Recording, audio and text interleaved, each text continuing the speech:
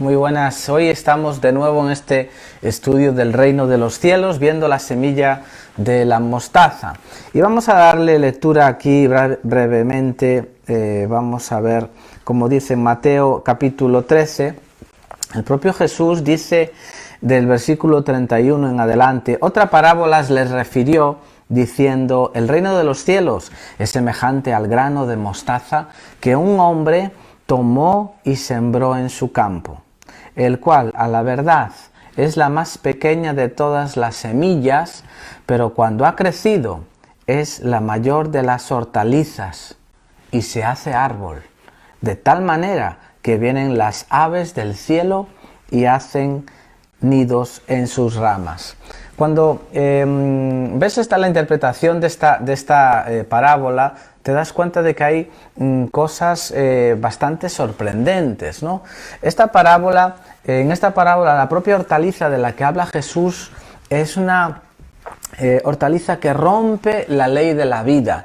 Es algo que se transforma en un gran árbol. Siendo una hortaliza, se convierte en un gran árbol, donde dice Jesús que luego hacen nido aves, hacen nido, y el propio Jesús en este cuarteto de parábolas, que es la parábola del sembrador, la de la mostaza, ¿verdad?, la parábola también del trigo y la cizaña, y la siguiente que vamos a ver, Jesús ya adelantó en la parábola del sembrador lo que significaban esos pájaros, ¿no? Hay otra referencia que hace Jesús a la semilla de mostaza cuando dice, si tuvierais fe como una semilla de mostaza, que no tiene nada que ver con esto. Aquí está hablando Jesús en este contexto de las parábolas agrícolas, y él acababa de decir en la parábola del sembrador de que había sido sembrada la semilla junto al camino, y dice, vinieron las aves y se comieron la semilla. El propio Jesús interpreta qué significan esos aves, ¿no? Y eso no lo podemos olvidar. Hoy, igual que hoy podríamos decir que andan por ahí como drones, ¿no? Serían como esos drones inteligentes del maligno que están a nivel de satélite monitoreando todo aquí, y cuando dicen, mira, allí hay uno que no entendió la palabra, pues ahí vienen ellos, ¿no? Dice Jesús, el que oye la palabra del reino, dice en la parábola del sembrador, y no la entiende, viene el malo y lo arrebata lo que fue sembrado, y en la figura de esos pájaros, de esas aves, ¿no? Por eso que es importante, y nosotros repetimos muchas veces, una y otra vez, ciertas enseñanzas. El propio apóstol Pedro decía que no le era gravoso, ¿no?, repetir las mismas cosas hasta que las entendamos. ¿Cuántas veces, aún el otro día en un estudio bíblico, repetía una vez, otra vez más ciertos detalles, y a una hermana pues le hizo la luz, ¿no?, y cobró realidad para ella y fe, ¿no? Qué importante es a veces repetir esas cosas que son importantes. Así que en este conjunto de parábolas agrícolas, las aves, dice Jesús, está hablando de espíritus inmundos, espíritus malignos, ¿no? Pero volvamos a las hortalizas. Dice el diccionario que las hortalizas son esas plantas que son comestibles, cultivadas que generalmente hay en huertos, y que se consumen como alimento, sea de una forma cruda o cocida, ¿no? Pero en Génesis 1 se nos muestra que todas las hortalizas tenían que reproducirse según su especie, ¿no? Por ejemplo, un manzano tiene que dar manzanas, una hortaliza tiene que producir otra hortaliza según su especie. No puede de repente producir algo fuera de su especie. Eso es lo que es, en muchos términos, lo que le llaman monstruosismo, ¿no? O sea, si tú ves una persona que empieza, tienes imagínate, pues un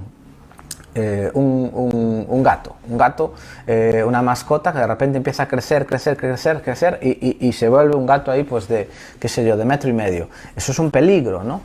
Ha saltado las leyes que el Señor, los límites que el Señor puso. Esto es lo que precisamente está ocurriendo en esta parábola. Lo que era una hortaliza, imagínate, pues se ha convertido en un árbol, ¿no? Esta parábola dice que algo que no crece según su propia especie. Y eso es importante, algo que no crece según su propia especie, y dice que ahí acaba las aves, ¿verdad?, los espíritus malignos haciendo nido en eso. Por eso que esta parábola, cuántas veces yo en el pasado la había entendido mal, ¿no? La semilla de mostaza crece desproporcionadamente y se convierte en un gran árbol. Eso tiene muchas aplicaciones, ¿no? Este crecimiento contradice la propia regulación que el Señor puso en la ley de la vida, ¿no?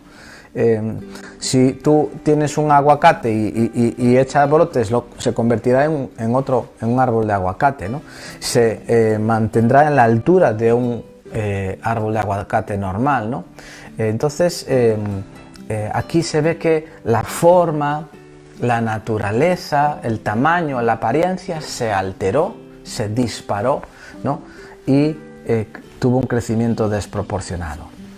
Así que esto está hablando otra vez del daño causado por Satanás.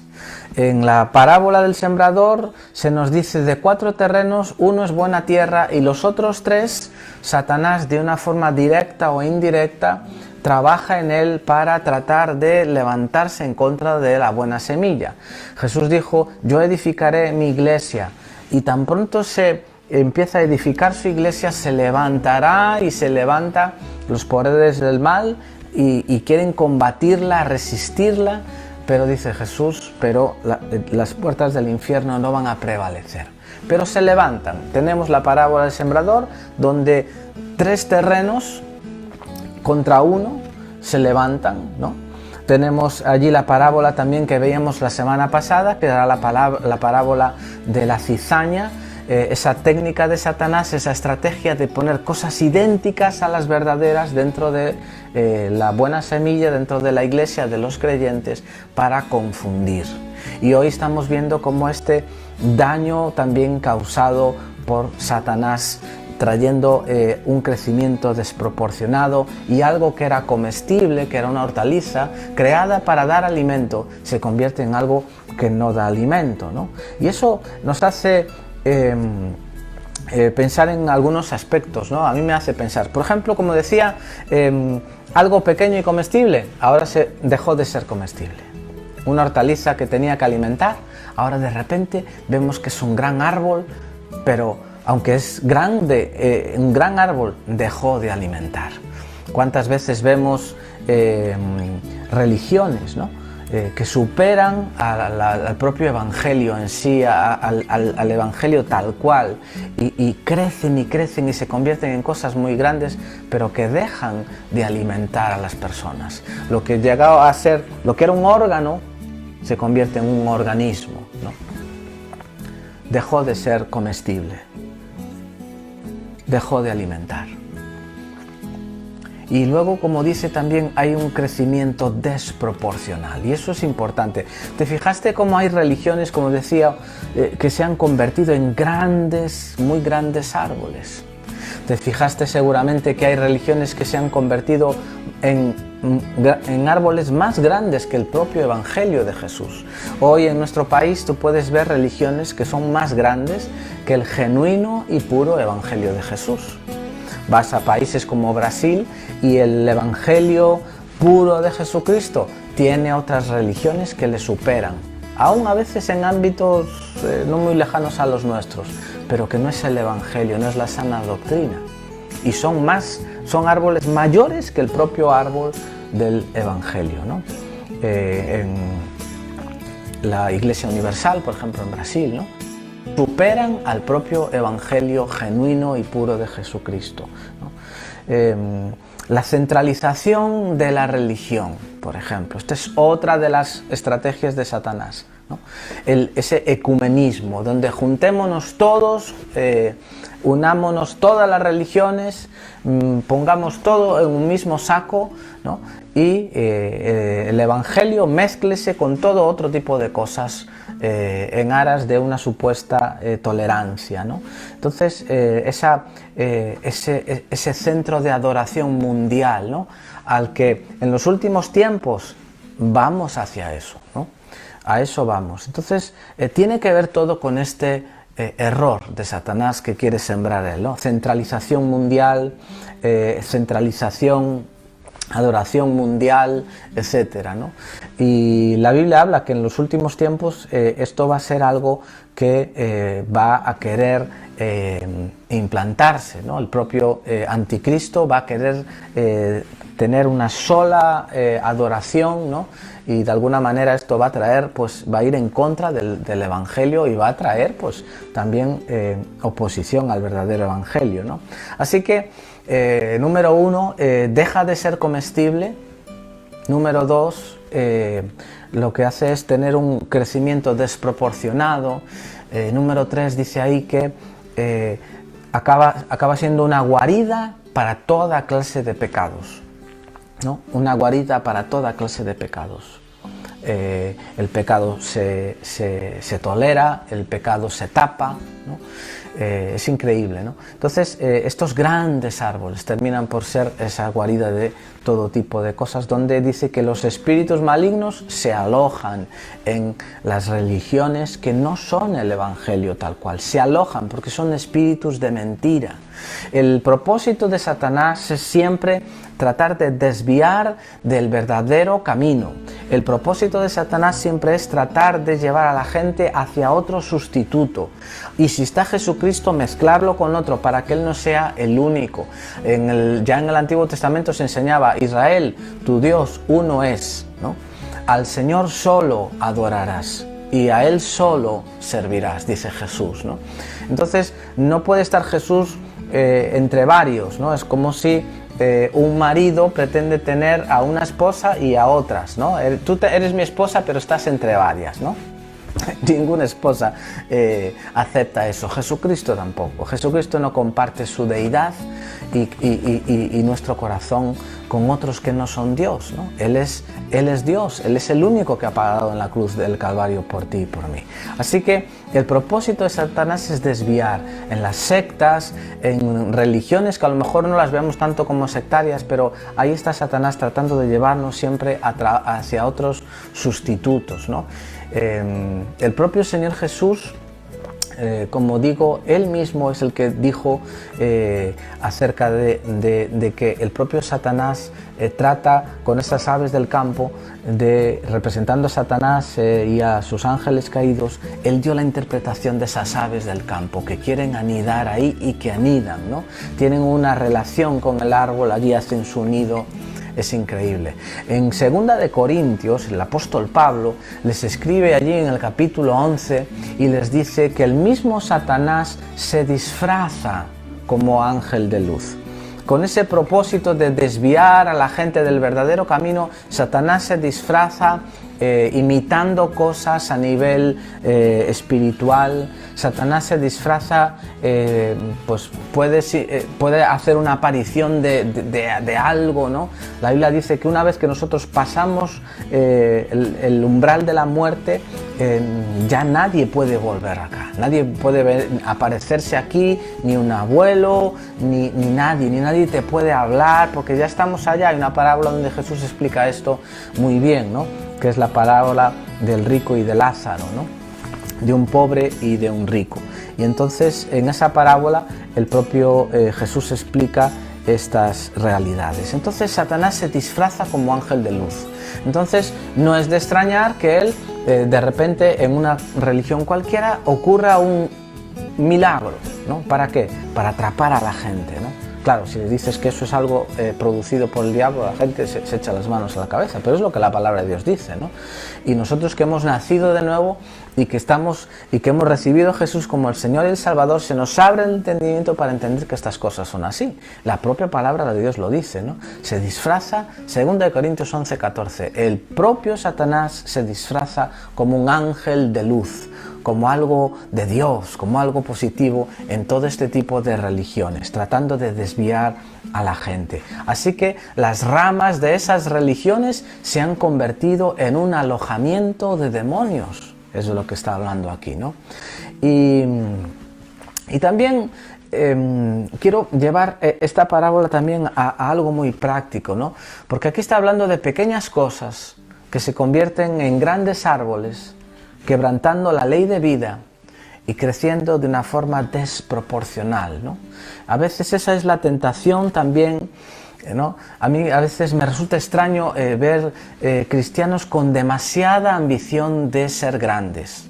Me extraña ver como cristianos que vienen del mundo, claro, el mundo de la industrial, lo que es la empresa, claro, venimos con esas ideas de que algo cuanto más grande, mejor, ¿no?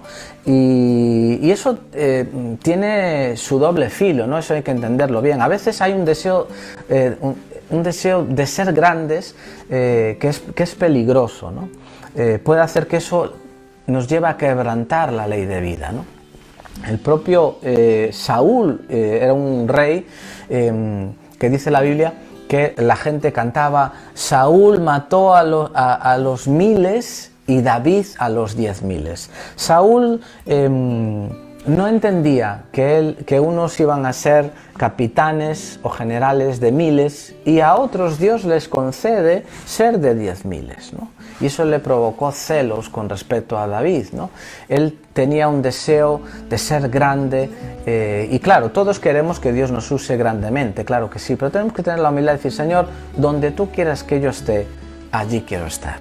¿Cuántos obreros de Dios están allá en el Amazonas o están en Líbano, donde se pasan toda la vida para ganar a un solo creyente, ¿no? Y nosotros aquí a veces estamos con esa cosa de que queremos a un estadio de fútbol. A ver, todo tiene su lugar, ¿no?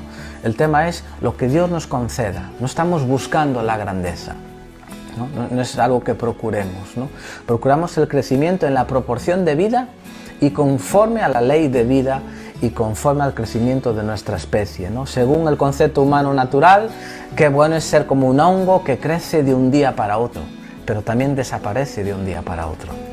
Todo cuanto nos llegue rápidamente también se irá rápidamente. La Biblia dice: los bienes adquiridos deprisa no serán bendecidos, ¿no? Así que no queremos el crecimiento desproporcionado y que no corresponde a nuestra especie. No queremos crecer rápidamente ni acabar rápidamente tampoco. Tenemos que crecer en ese sentido de acuerdo a la proporción que Dios quiere y entendiendo que cada uno tiene y debe aspirar a aquello que Dios le concede, ¿no? Dice la Biblia: no puede el hombre recibir nada si no le fuere dado del cielo. ¿Por qué? Porque de eso se trata, ¿no? De lo que Dios nos quiera conceder, ¿no? Y como decía, todo el mundo quiere pues, tener influencia. La Biblia habla de la madre de los hijos del trueno. No sé si te acuerdas de aquella ocasión donde Jesús está con sus discípulos y viene una madre con dos hijos que eran discípulos de Jesús y le viene a pedir a Jesús, a aquellos dos que están allí: Señor, cuando vengas en tu reino, a este hazlo ministro de industria y a este, pues, yo que sé, dale la cartera X, ¿no? Entonces, Jesús dice: a ver, vamos a ver, es una buena idea, ¿no? La de los padres, ¿no? Queremos que nuestros hijos, en fin, pues estén en lo mejor, ¿no? Pero Jesús le responde a ellos dos, ¿no? Y dice: ¿vais a tomar vosotros la copa de la que yo voy a tomar? ¿Qué está diciendo Jesús? Está diciendo: mirad, si vosotros anheláis posiciones, ¿no? Si anheláis cumbres, entre comillas, altas, posiciones más altas de influencia, ¿no? Ya no solo simplemente por estar arriba, sino una posición más alta con la buena motivación de mayor influencia, ¿no? Jesús está diciendo: si vosotros pedís y anheláis posiciones más altas, también estáis pidiendo procesos más amargos, ¿no? Eso es lo que Jesús dice al decir: vais a tomar vosotros de la copa de la que yo voy a tomar. Si quieres posiciones más altas, también estás pidiendo procesos más amargos. ¿Por qué? Porque los tronos que Dios tiene preparado, las sillas preferenciales, no se les da a nadie de balde, ¿no? Ese premio no le viene a nadie simplemente por la cara, ¿no? En ese sentido, sino que esas posiciones se las ganan personas por el sufrimiento, ¿no? Por la abnegación, ¿no? Y esto no es popular el día de hoy, ¿no? Pero las sillas preferenciales, a esas sillas se suben aquellas personas que han probado los vinos más amargos. Esas personas que han soportado la oposición, que han soportado la persecución, esos son los que tienen las sillas preferenciales, ¿no? Por eso que en ese sentido, si queremos una posición, tendremos que entender que eso es algo que no viene simplemente de regalo, ¿no? Sino que viene pues por superar los obstáculos, ¿no? Si yo estoy pidiendo, Señor, dame una posición alta de influencia, eso, en otras palabras, también yo le estoy diciendo, Señor, dame situaciones difíciles que superar, ¿no? Es como quien dice, uno pide humildad, ¿qué va a hacer Dios? ¡Tum! Una vara mágica y darnos humildad, no, te va a dar situaciones donde vamos a tener que aprender humildad. Si estamos pidiendo, Señor, dame mansedumbre, va a darte personas con las cuales tengas que ser mansa, ¿no? Señor, dame paciencia. ¿Cómo va a hacer Dios? ¿Darte con un toque? No, lo que va a hacer es ponerte personas donde tengas que ejercitar paciencia. Señor, dame influencia a mucha gente. Pues ¿qué va a hacer Dios? Colocarme en lugares donde de alguna manera oposición, persecución y demás, donde yo tenga la oportunidad, ¿no? También en ese sentido, de hacerme valer para eso, ¿no? Si queremos esa unción, como vemos a veces en personas, ¿no? Si quiero ese lugar de influencia, que multitudes me escuchen y que Dios me use de una forma X, ¿no? Si estoy admirando a alguien que veo y estoy pidiendo el paquete que no se puede ver, porque esa persona tuvo un paquete que yo no puedo ver. Esa persona superó lo que yo no sé que ha superado, pero ella y Dios sí saben, ¿no? Y con esto no quiero desanimar a nadie, ¿no? Pero quiero decir que que si queremos posición, tendremos que también superar oposición, ¿no? Y es justo, ¿no? En ese sentido Dios premia, ¿no? Y Dios recompensa también a aquellos que en ese sentido pues han sido fieles a Dios, ¿no? Y permanecieron fieles y sufrieron, ¿verdad? Y han luchado. A Dios le importa no solo lo que tú logras y lo que yo logro, sino cómo lo logro, ¿no? Por eso es tan peligroso y es tan delicado el ministerio cristiano, ¿no? Y los números y ser grandes y ser numerosos y ser grandes árboles. Es peligroso y es delicado cuando estás simplemente empecinado en buscar una posición, ¿no? En vez de estar buscando otras cosas. Lo más peligroso y lo más delicado que hay en el ministerio cristiano es cuando uno está buscando posiciones, ¿no? La gente política en la iglesia, eso es lo más peligroso que hay.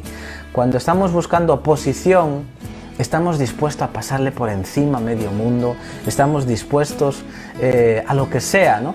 Y estamos dispuestos a lucir la mejor cara con tal de ganar los votos, ¿no? Aunque no tengamos nada que ofrecer, ¿no?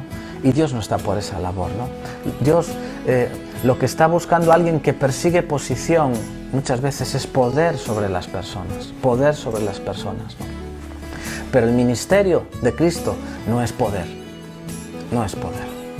es lavar pies. El ministerio, según Cristo, es lavar pies. Dios quiere premiar a esas personas que son fieles, a esas personas que tienen la motivación correcta, que es servir, lavar pies. Cuando Jesús está con sus discípulos en la graduación, ¿qué hace? En la última cena se saca una toalla y lava los pies, ¿no? Puede haber muchas personas montadas en esas posiciones altas que no tienen ningún impacto, que hoy están y mañana no están. Puede haber muchas personas que en el fondo solo están buscando poder, posición, sentirse importante consigo mismas, incluso con la iglesia, sentirse importante con la iglesia, pero son 15 minutos de gloria que van a pasar, ¿no? Las personas que realmente van a tener un impacto en el reino de Dios son personas que permanecieron, que lo sufrieron, que lo han orado, que han llorado, que han pagado un precio, que Dios y solamente ellas lo saben, ¿no? Y que nadie más tiene que saber, ¿no? Pero han pagado ese precio. Dios conoce los corazones, Dios levanta a esas personas a un lugar de mayor autoridad e impacto. Entonces, si queremos tener impacto en el reino de Dios, tenemos que pedir oposición y aflicción. No, ellas ya vienen, ¿no? Ellas son parte de la vida, ¿no? Vienen de una forma natural, ¿no? Pero nosotros si vamos a colocar, por ejemplo, si vamos a fundar un negocio, no ponemos al primer bobo que quiera ser el encargado del trabajo, ¿verdad? No se puede hacer así. Primero tienes que ponerlo a prueba, ¿no? Observas cómo esa persona maneja las cosas, es sencillo, ¿no? Y primero entregas a esa persona una responsabilidad pequeña y ves cómo ella lo hace. Primero le confías 2 o 3 empleados, te fijas cómo los trata y pronto vas a saber si le puedes confiar más personas o no, ¿no? Y eso es un principio sencillo, ¿no? Si esa persona demuestra ser fiel, ¿no?, le ofreces como un incentivo, pues una mayor influencia, un mayor impacto, porque sabes que puedes confiar en esa persona. Así funciona Dios también, así debemos de funcionar en la Iglesia. Dios es un Dios que a nosotros nos va a dar la influencia también conforme a nuestra fidelidad. Así que nada más, que Dios te bendiga. Seguimos en la próxima semana con estas parábolas preciosas del reino. Bendiciones.